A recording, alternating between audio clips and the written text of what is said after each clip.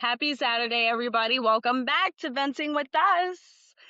So sorry that I was not here last week and we missed an episode. Let me tell you what had happened. Okay, first of all, I have been working nonstop for about almost a year. Um, I would say every single day, 7 days a week, every single day. Every single day, 7 days a week. Yeah, you hear me? Blech.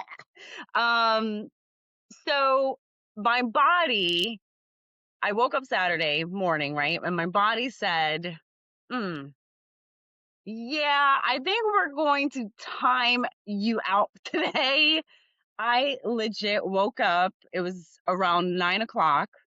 I took a shower, did my normal routine, and by 12 o'clock, which is when I actually start the show, I was still in my robe and I was saying to myself, I don't think I'm gonna make it.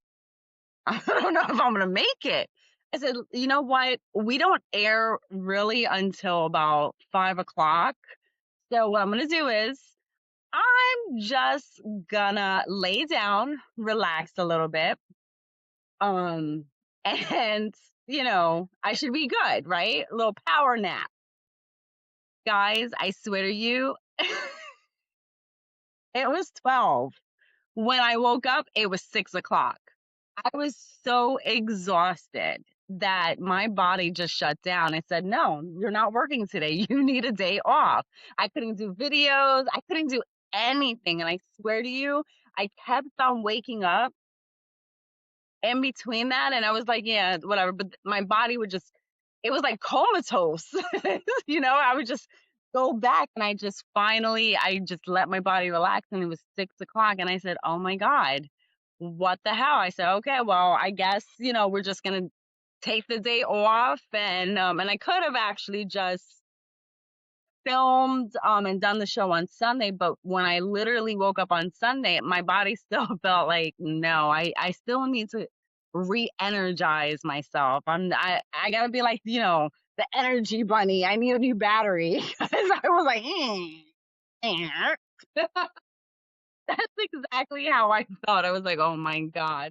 Which is so funny because I was speaking to my girlfriend, Selena, just the other day, well, voice message, and she was like, girl, I don't know how you do it. And I'm literally like mentally saying, it's like I have no choice. Like when you have a goal and you like, I don't think people really understand, what it takes to do what I do on a day-to-day basis. And I know that people are like, you do videos and you do your show but I do so much other things on the side too.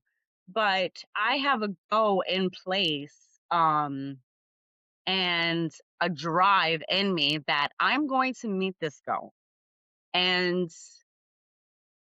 I see myself in such a higher place, um spreading the word and doing many things for myself, and for many people, that's what keeps me going every single day. Seeing the comments every single day, like, and I've said this many, many, many times, but that's my drive. But my drive is going to kill me. It's going to kill me. But when you have that and you have no choice, like it's a do or die situation, and you have no more time, and that's what it feels like. Feels like it's an hourglass, and the sand is just coming down and down and down and down and down. And like, it's either if I don't do it now, then that's it. I'm not going to get another chance. That's what it kind of feels like. I'm sure some of you can relate to not like specifically like what I do, but maybe have a goal. So, and that's why I always encourage people. I'm like, just do it because it gets harder as, more time goes by and everything. So it's a little bit crazy. So, um, I don't know who else is going to be affected by the storm, but It's gonna snow like hell out here right now. As you see, I'm wearing my scarf. And I went out. I got my snacks, I got my food, I got my comfort food, got my wino. Yeah, because the girl was not gonna be locked up and not at least be comfortable in this. But oh well, it's gonna be a foot and a half. Like they're saying, a foot and a half right now of snow. I don't know if we're really gonna get the foot and a half, but it's supposed to start tomorrow early in the morning or early in the day, and then it's supposed to carry on until 12 o'clock Monday. So, but because I did hear rain, so if there's rain, I don't know. That's usually not a good sign. That means it's not going to be that bad. So we'll see. We will see. But I hope everybody is safe. And that's shoveling, man. If you haven't used muscles for a little bit and you're gonna be aching, uh, but at least a good exercise is good for you, right?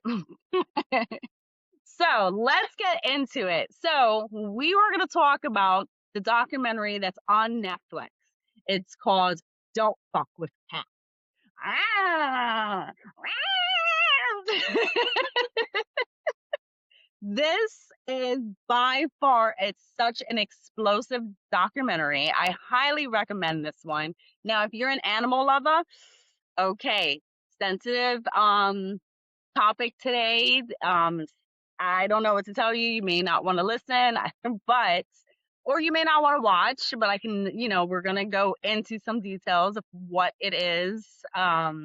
This documentary, I'm telling you, was probably, and I've seen so many documentaries, and I think by far this is the one that really got to me, because I am a cat lover, and I was flabbergasted when I say, like, it kept me like this, like literally, every moment. And there's 3 episodes, just FYI. There are 3 episodes. But yeah, this individual was really, really, really, really, really, really thick in the head. So let's get down to it. Don't fuck with cats is a hunting there. So I'm gonna backtrack a little bit. It's about a group of people who are hunting an internet killer. It's a true crime documentary. Like I said, it's on Netflix. It starts with an online sleuth who tracked down a guy posting animal abuse videos, which honestly, I was completely shocked that the videos were being put on YouTube.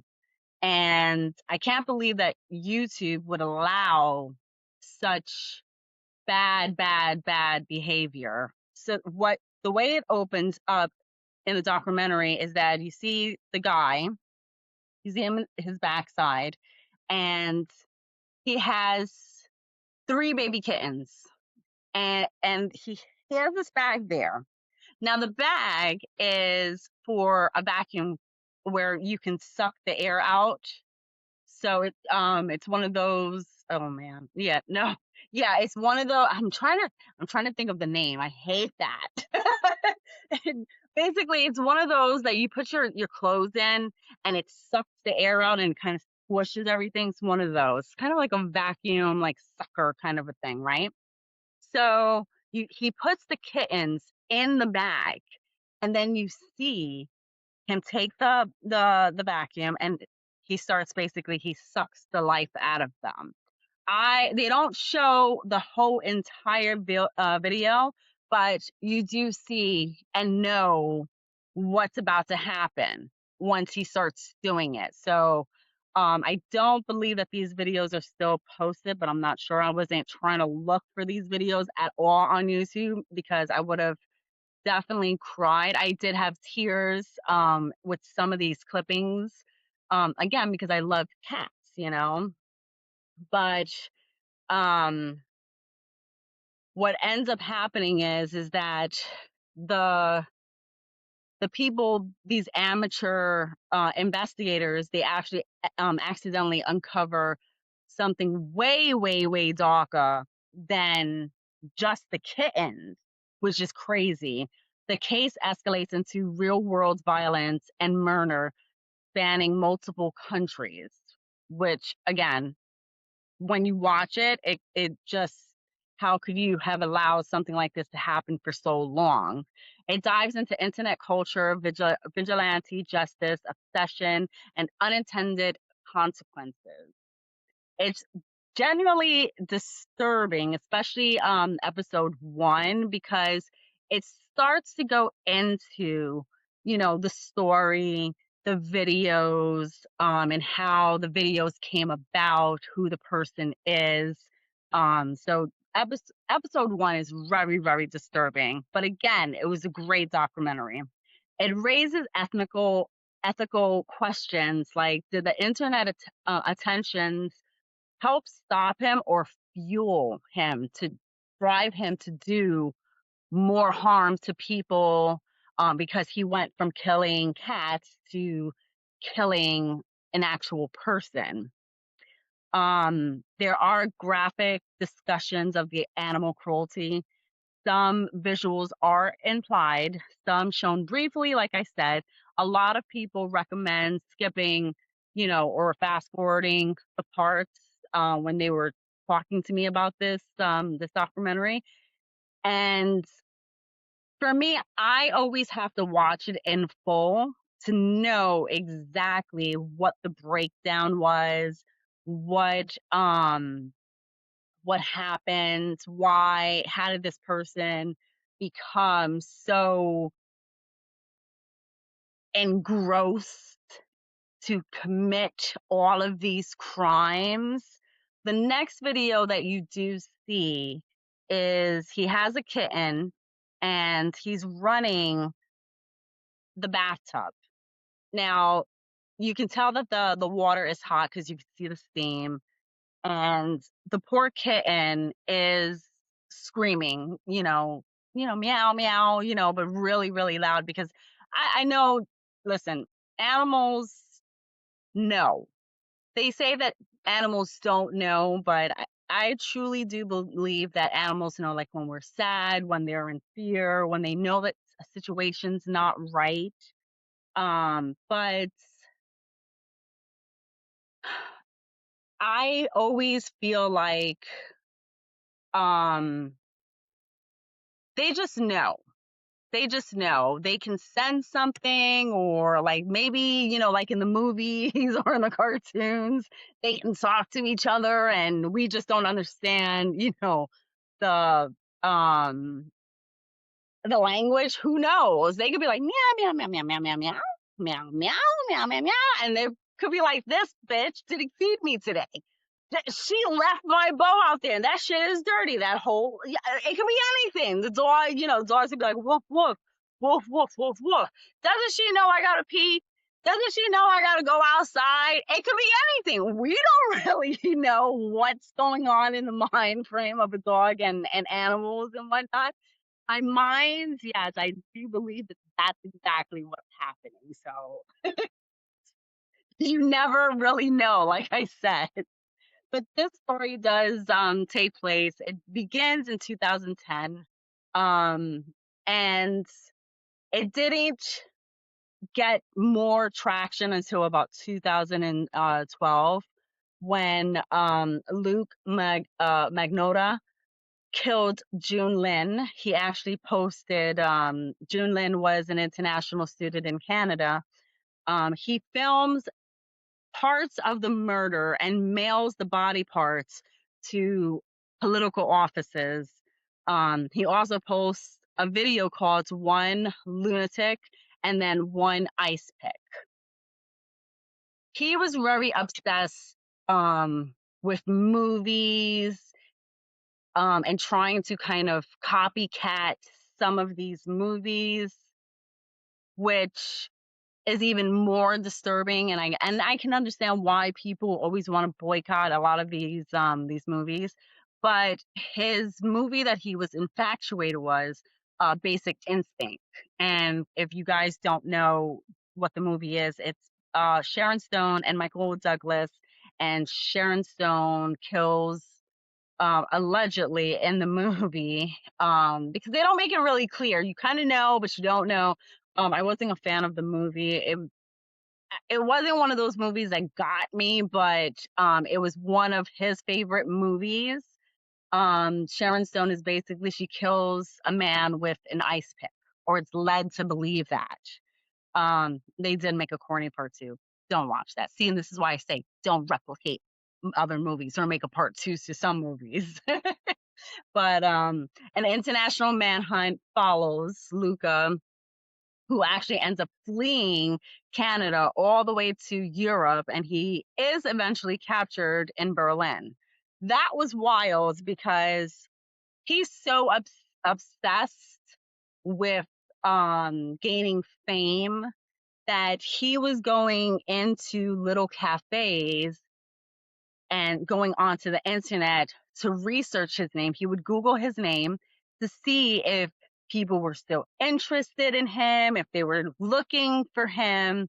And it just so happened when he went to Berlin, he went into a little coffee shop, and which is wild because you hear the AOL do do do, you know. I don't know. Every time I hear it, I'm like, oh my god, that is wild.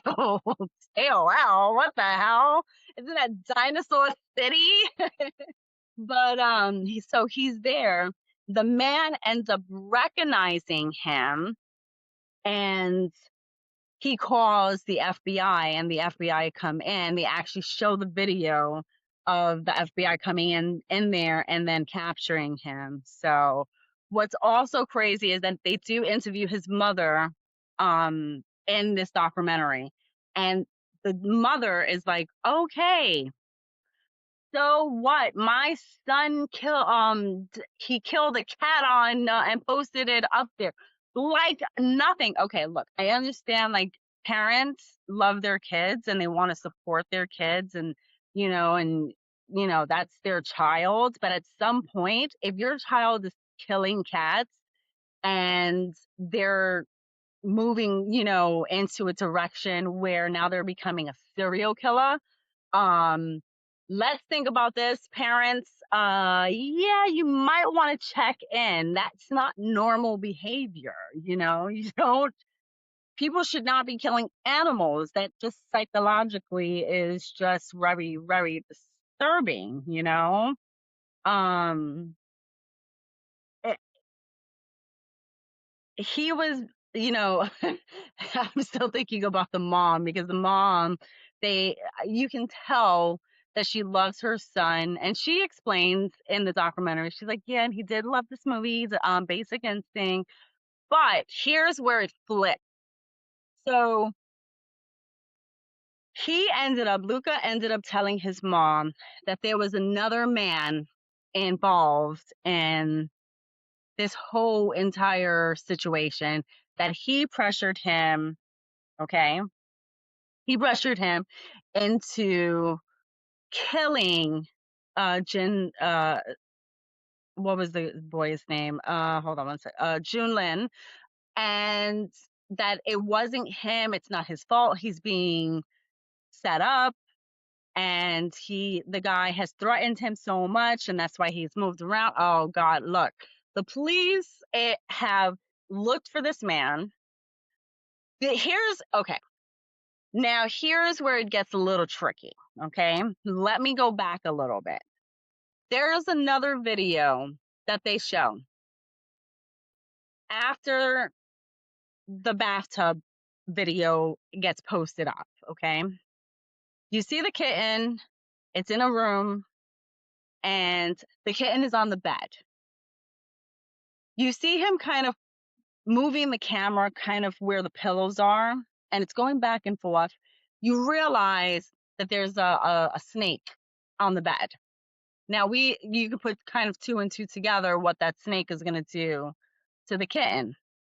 And again, as I stated, If you do choose to watch the documentary, which I highly recommend, um, they show bits of it, but they don't show everything. So I don't want you going in thinking, "Oh my god, I can't watch this documentary. I don't want to see a snake eating a cat." No, they don't show that, but you know where it's going to lead. So they show you the snake, they show you the kitten, and then they kind of just have the people that were looking for him, these internet people, um describe actually what is happening in the videos. And it's very sad because even the cops, they the one of the lieutenants, she was like,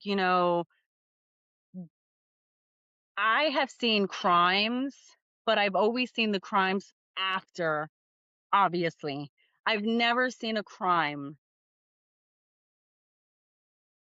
be posted online from the beginning. So she had the beginning of how this happened to the point where the aftermath of it.